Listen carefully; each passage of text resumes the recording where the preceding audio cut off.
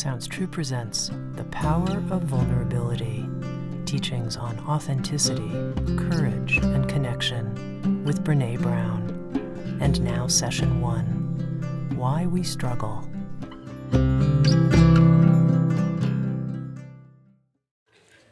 So thank y'all for being here. I'm actually going to start by telling the story of my worst speaking experience ever. And I've told this story a couple times, so if you follow my work, you may have heard it. But it's a very, I think, an important place to start. So this was about 5 or 6 years ago, and I got an invitation to speak at a luncheon at a country club. And it was a huge deal for me because it was the first time I'd ever been asked to speak to the public, what I call normal people, as opposed to other academics and researchers, who I do not refer to as normal people. And so I was really excited. So I get to the country club. I get all dressed up in dressed up, and fancy clogs. And I get there, and there's a woman standing behind the podium, kind of sorting things out. She has on a very expensive St. John's suit. She has her hair pulled back in a bun that was so tight that I was surprised that she could breathe. And she was very fastidious looking. I knew immediately that she was the person running the show. So I walked up and I said, "Hi, I'm Brené Brown from the University of Houston." And she didn't even extend her hand. She kind of stepped back and went like this.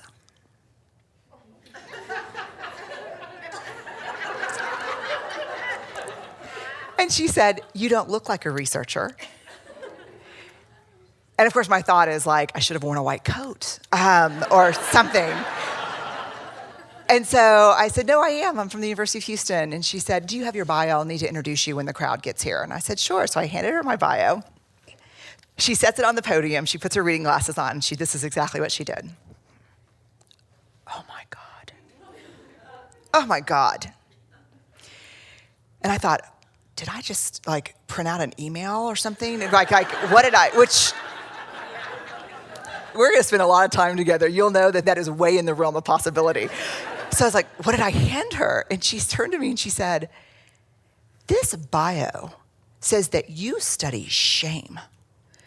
Just the way she was speaking to me, and we'll talk about this a lot over the sessions. Immediately, I was small. And immediately, I was 10. And so when she said that, my response was, "Yes, ma'am, I study shame." And she said, "I was told that you study how to be beautiful and successful."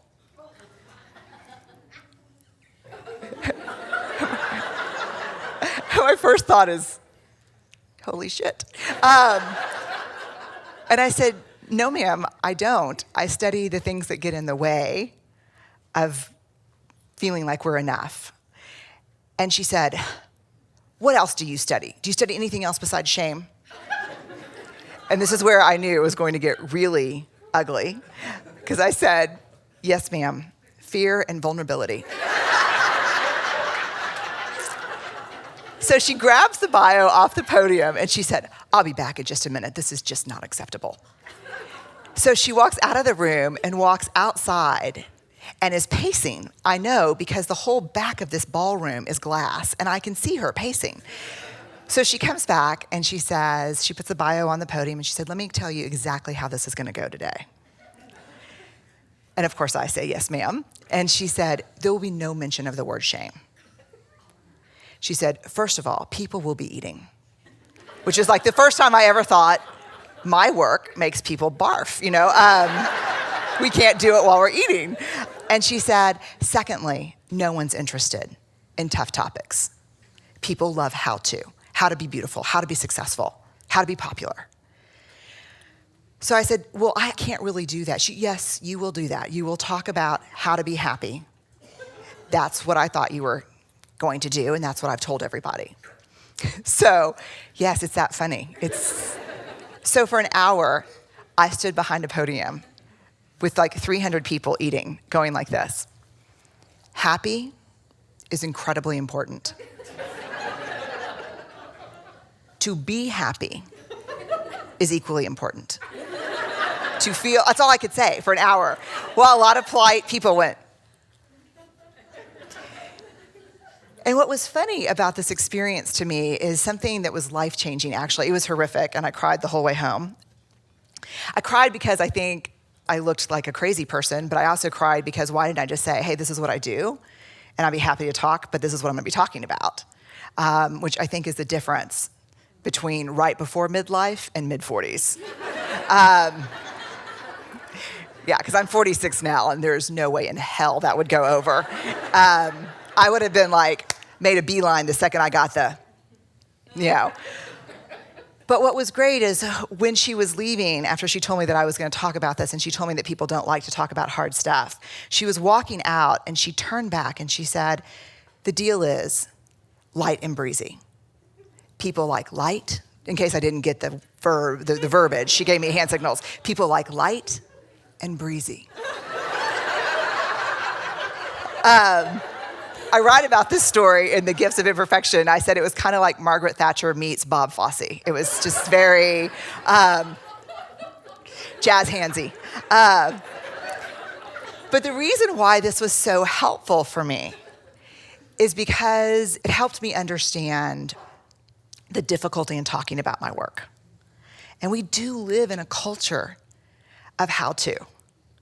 One of the things that's been a very incredible struggle for me personally is that if I have a new book come out or if I have something going on in my work, the invitations that I often get are, hey, will you write something for this magazine? Like 5 tips to be less embarrassed when you're naked, or, and I'm like, that's not the nature of my work.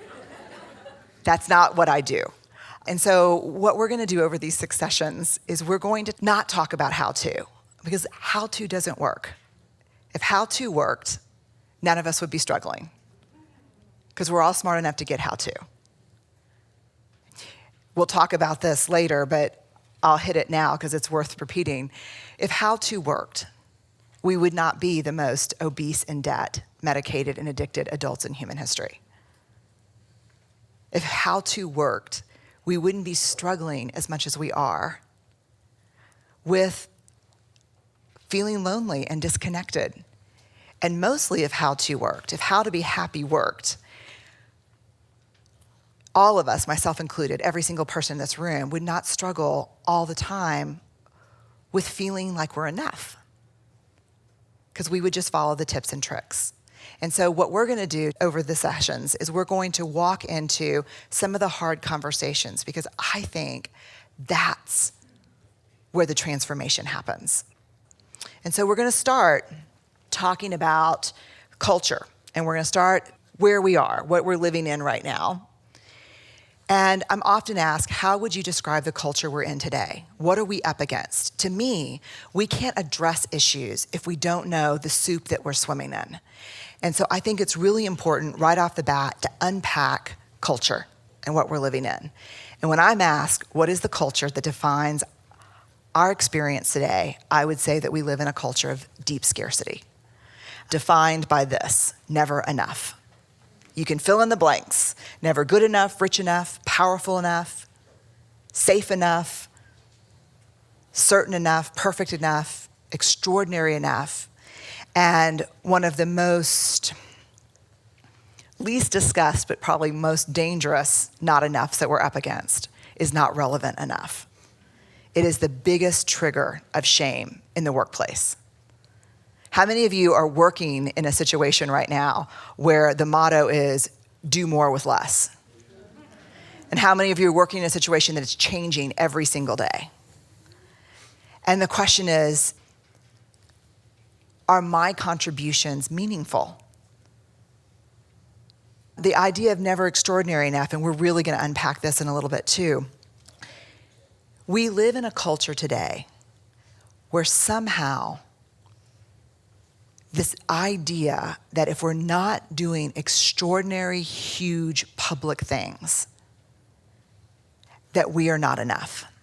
That somehow leading an ordinary life, waking up in the morning, loving the people around us, doing our best work,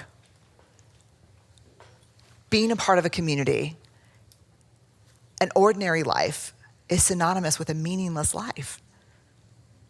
And one of the most, to me, astounding examples of this was Rutgers University.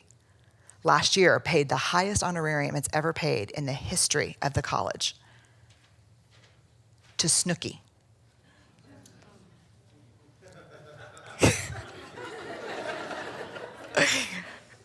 I liked that so much. That was like oh God, are you kidding? Yeah. And what makes that so amazing to me in so many different ways, there was a cartoon, I don't remember where it ran, in the New Yorker or one of the big magazines, that said, every time someone watches the Jersey Shore.